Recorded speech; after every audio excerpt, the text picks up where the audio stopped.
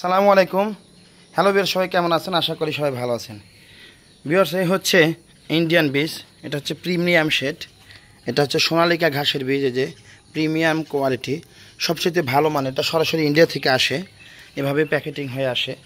এটা এই যে ধান কাটার শেষ হলে অনেকে জমি ফেলে রাখে, তাদের জন্যই কিন্তু আমরা এই ঘাসের বীজগুলো ছেড়ে দিয়ে থাকি। এটাকে সোনালিকা ঘাস বলা হয়।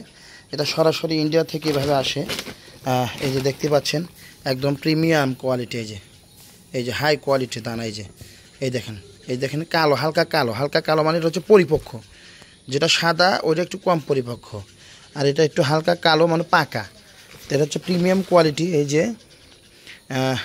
এটা হলো গিয়ে আপনারা একবার বপন করলে দুইবার কাটতে পারবেন। খুবই নরম ঘাস হয়।